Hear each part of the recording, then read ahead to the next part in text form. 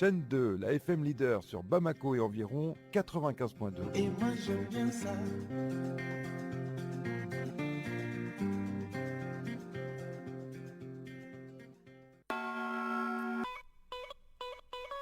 Vous écoutez la chaîne 2, il est 12h. La chaîne 2, 24 heures sur 24, la 95.2, à votre service. Merci de nous recevoir chez vous pour vous informer. Il est 12h ici à Bozola, même heure à Kangaba dans la région de Koulikoro. Et c'est l'heure de votre journal Infocité mise en onde de Marc Damele, présentation Oumar Enzatraoré. Infocité, le journal de l'info de proximité sur la 95.2. Au sommaire de cette édition, nous vous amènerons à Kangaba pour vous faire vivre le lancement officiel des activités de la phase locale de la Biennale artistique et culturelle Tombouctou 2025. Au total, 8 communes du cercle sont en course pour participer à cet événement culturel majeur. À suivre le reportage en ouverture d'édition. À l'occasion de la journée porte ouverte du centre de santé de référence de la commune 3 du district de Bamako, nous ferons un focus sur cette structure sanitaire de deuxième niveau chargée d'assurer la prise en charge des malades. Safia Toukone nous fera la découverte de ce centre de santé dans ce journal-là. Infocité, c'est aussi le tour d'horizon de l'actualité internationale. La paille sera développée par Mamadou Douméa au cours de cette édition. Mesdames et messieurs, voilà pour les titres. Installez-vous confortablement. Tout de suite, les détails. Nous sommes dimanche 27 juillet 2025. Mesdames et messieurs, bonjour et bienvenue aux informations sur la chaîne 2. Nous démarrons ce journal avec cette nouvelle. Le Premier ministre, ministre de l'administration territoriale et de la décentralisation, le général de division Abdoulaye Maïga, a lancé hier samedi au nom du président de la transition la 31e édition de la campagne nationale de reboisement. Il a planté le premier arbre dans le parc des Sofa à Koyambougou dans la commune rurale de Dogodouma. Cette année, 41 384 716 plants seront produits et mis en terre. À l'issue du lancement de la campagne, le Premier ministre chef du gouvernement a invité au nom du chef de l'État l'ensemble des Maliens à s'investir pour que l'édition 2025 de la campagne de reboisement soit une réussite. Il s'est également réjoui de la mise en œuvre d'un certain nombre de programmes.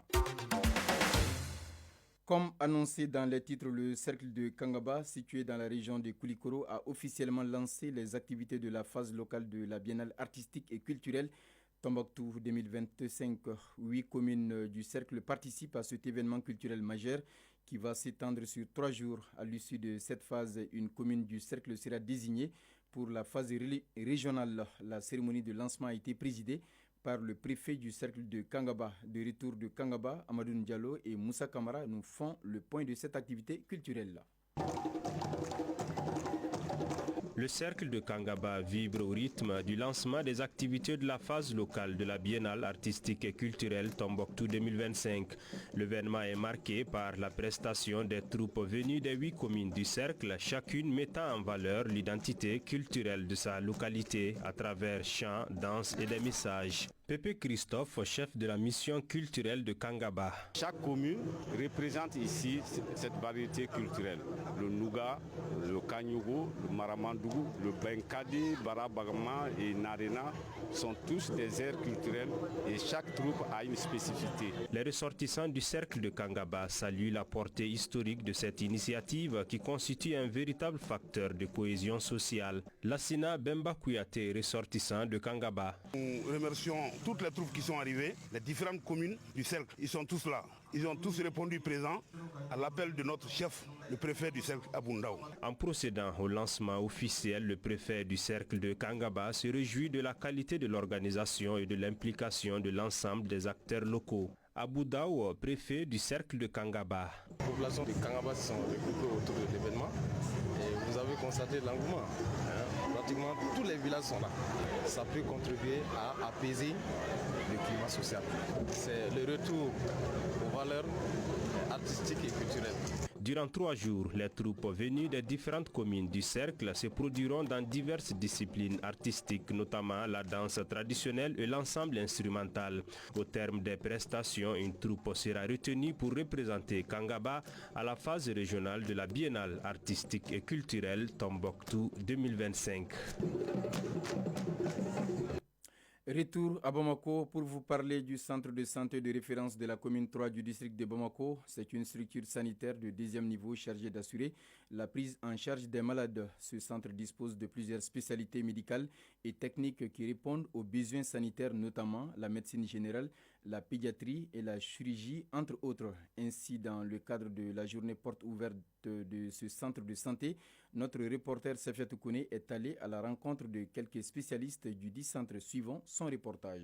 Les bancs de la salle d'attente du centre de santé de référence de la commune 3 sont remplis de patients. Femmes enceintes, enfants malades, personnes âgées, tous viennent chercher des soins dans cette structure. Créée pour renforcer l'offre de soins, le CCRF de la commune 3 est une structure sanitaire publique qui assure la continuité des soins des patients référés par les centres de santé communautaires CSCOM. Dr Al-Bachar Amidou, médecin-chef du CCRF. En commune 3, toutes les spécialités sont disponibles et sont toutes fonctionnelles opérationnelles. Mais là où il y a plus de monde, c'est la médecine, la pédiatrie et la chirurgie et enfin la gynécologie obstétrique. Les prestations du CCRF de la commune 3 vont de la consultation en médecine générale aux accouchements en passant par les analyses biologiques à travers des services d'unité de spécialisation qu'on trouve au centre. Dr Ibrahim Fall, chef de l'unité de la médecine générale. L'unité de médecine générale, c'est une unité qui prend en charge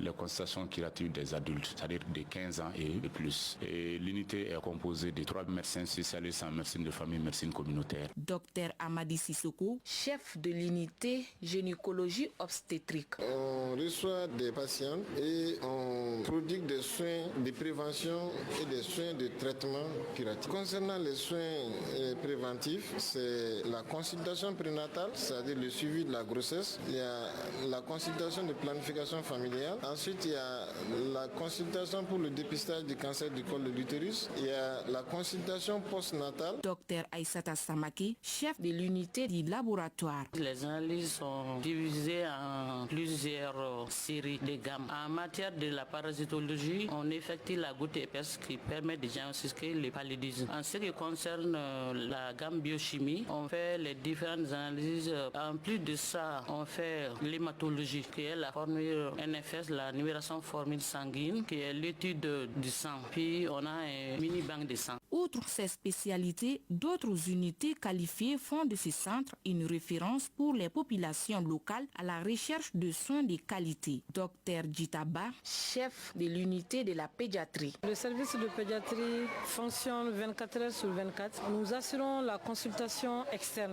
la consultation de tous les enfants malades qui viennent en pédiatrie de 0 à 15 ans. Nous assurons les urgences pédiatriques. Il y a le service de l'urgence et la malnutrition et nous avons le service d'hospitalisation et nous faisons l'élevage des prématurés. Dr Seydou Sanogo, chef du service unité chirurgie et traumatologie. Les soins qu'on effectue principalement, c'est des soins d'urgence traumatologique. Peu importe la situation du patient, quand il arrive, nous on fait les premières prises en charge, les premiers soins et après si on doit référer les patients dans un autre service plus compétent, on les réfère. Dr Ibrahima Koulibaly, chef de l'unité imagerie. Ce que nous faisons ici, c'est l'ensemble des moyens d'exploration, de diagnostic dans le domaine d'imagerie, c'est-à-dire que l'échographie, la radiographie, tout ce qui concerne l'échographie, on le fait ici. Toutes les maladies de la tête jusqu'aux pieds. Le centre de santé de référence de la commune 3 se classe parmi les meilleurs districts sanitaires du Mali car il dispose d'un plateau technique diversifié et accessible. Le centre érigé en CCRF en 2013 est tout un espoir pour les habitants de la localité. De ces faits, il bénéficie de l'accompagnement de la mairie centrale de la commune 3. À présent, le tour d'horizon de l'actualité internationale. Et oui, à 12h passées de 8 minutes dans ce studio, nous entamons notre périple hors de nos frontières. Pour la circonstance, je reçois sur ce plateau Mamadou Doumbia. Bonjour Mamadou. Bonjour Omar Azan. Alors, présidentielle au Cameroun, la candidature de l'opposant Maurice Kamto invalidée par Elecam. Et oui, Omar Elegam, la commission électorale du Cameroun vient de publier la liste provisoire des candidats retenus pour l'élection présidentielle d'octobre. 13 candidatures ont été retenues, parmi lesquelles celle de Paul Biya, le président sortant qui va briquer un 8e mandat âgé de 92 ans. Mais son principal opposant, Maurice Kamto, lui est exclu de la course. Il lui reste un ultime recours devant le Conseil constitutionnel. D'une présidentielle à une autre, cette fois-ci, nous sommes en Centrafrique où Faustin Archange Touadéra est candidat à un troisième mandat. Le parti au pouvoir, le mouvement Cœur Uni, MQ, a officiellement investi le chef d'État sortant pour porter ses couleurs lors de la prochaine présidentielle prévue en décembre. Cette candidature a été rendue possible grâce à l'adoption d'une nouvelle constitution en 2023. Au Kenya, un opposant ougandais porte plainte devant la haute cour pour arrestation illégale. Arrêté à Nairobi en novembre dernier par des policiers ougandais, puis transféré dans son pays où il est depuis incarcéré pour trahison, l'opposant Kinza Besigye porte plainte pour l'arrestation illégale et violation de l'intégrité territoriale du Kenya devant la haute cour kenyenne. C'est tout, Omar, pour l'actualité internationale de ces 12 heures. Merci beaucoup, Mamadou Doumbia, pour toutes ces précisions. Retour au Mali pour vous parler d'une pathologie, tenez-vous bien, il s'agit de l'incontinence urinaire, souvent tabou dans notre société. Cette maladie touche pourtant des millions de personnes, en particulier des femmes, assez gênantes au quotidien. Cette pathologie reste méconnue du grand public, pourtant des solutions existent. Selon les spécialistes de l'hôpital du Point G, Dr Keita Aïssata Magasuba, urologue, lève le voile sur ce trouble et partage des conseils utiles pour mieux le prévenir et le traiter. Sabine Keita pour le reportage. L'incontinence urinaire est un trouble fonctionnel qui se manifeste par une perte involontaire d'urine. Elle peut survenir de façon ponctuelle ou devenir chronique. Ce problème touche majoritairement les femmes et sa fréquence augmente avec l'âge. Selon le docteur Keita Aïssata Samasekou, urologue à l'hôpital du Point G. Elle est plus fréquente pour la femme que pour l'homme. C'est pour cela qu'elle a tendance à être surtout féminine. Ces causes, elles sont multiples. Surtout chez la femme, la cause c'est quand la femme fait des grossesses multiples et souvent les accouchements difficiles, la ménopause et puis les gens qui sont allaités. Chez l'homme, on dira que l'incontinence urinaire c'est surtout quand il y a une pathologie au niveau du bas appareil urinaire, c'est-à-dire au niveau de la prostate. 5% des femmes font une incontinence et ça varie avec l'âge. De 15 à 30 ans, on peut dire que ça, souvent quand on crie, ça nous arrive tous. On crie trop, on pousse, on peut avoir des incontinences. Mais l'incontinence la plus fréquente, c'est quand la femme a atteint l'âge de la femme est supérieur à 60 ans. Il existe plusieurs types d'incontinence urinaire, chacun ayant des causes spécifiques. Le diagnostic de l'incontinence est posé par la personne même en général. Parce que quand la femme vient, elle va chez le docteur. Moi, je perds les urines quand j'écris ou bien quand je ris, ou bien quand je monte les escaliers, ou bien souvent quand je change de position. Je peux avoir une incontinence au début du premier grade, le grade 1, ou c'est quand la femme crie, ou bien quand elle rit trop, ou bien quand elle monte les escaliers. Et le deuxième degré, c'est quand elle change de position. Et le troisième degré, c'est permanente. Qu'elle soit debout, assise, couchée, tout le temps, elle perd les urines. Maintenant, nous, l'examen de confirmation, on peut mettre la femme en position gynéco et on examine. Souvent, il y a des femmes, pour éviter d'être incontinentes, elles sont tout le temps dans les toilettes et il y a l'infection. C'est une maladie qui peut vraiment peser sur le quotidien des patientes, notamment à cause de l'inconfort qu'elle provoque, confie une femme concernée qui a préféré rester anonyme. Au début, j'avais senti que ma vie était finie. Mais quand on a commencé à faire des traitements, j'ai eu de l'espoir. Surtout après cette intervention avec mon docteur. Moi, j'avais une insomnie auquel on n'a pas eu de remède. On m'a ramené à la psychiatrie. C'est après une quinzaine d'années sur ces médicaments, on me traitait pour insomnie. Un jour, on m'a fait une injection.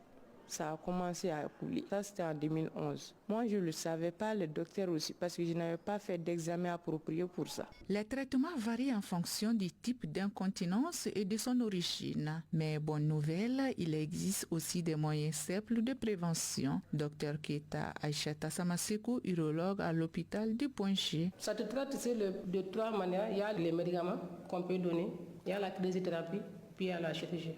On ne meurt pas d'une incontinence, sauf s'il y a une complication. Le traitement de l'homme, c'est uniquement chez la chirurgie. Docteur Samasekou en profite pour rappeler quelques conseils utiles. Le temps ne joue pas le rôle dans la pathologie de la prise en charge de l'incontinence. Conseil de faire l'hygiène, d'appliquer la vaseline avant de mettre les gantines, de faire un bain, soit avec un peu de sel ou avec un peu de vinaigre, après d'être lavé, et puis après mettre la vaseline, mettre les garnitures. Rappelons que l'incontinence urinaire n'est pas une fatalité. Malgré les désagréments qu'elle peut causer, elle se soigne, surtout si elle est prise en charge rapidement.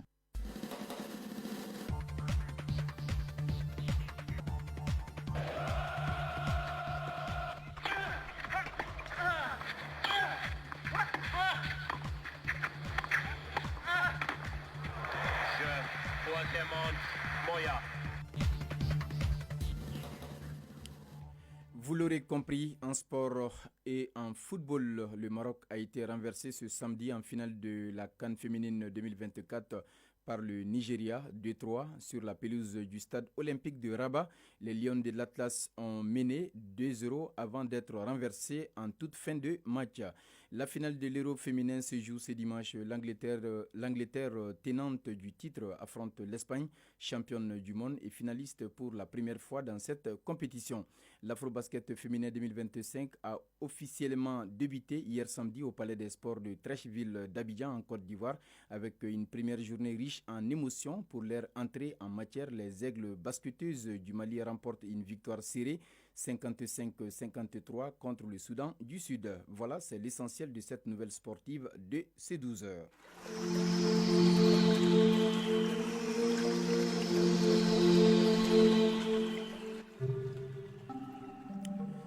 À 12h passe de 15 minutes dans ce studio. Les nouvelles de la météo avant de boucler cette édition. Présentement, c'est un temps clément que le thermomètre affiche sur Bamako et environ 28 degrés Celsius. La maximale attendue est de 32 degrés Celsius et quant au soleil, il se couchera à 19h.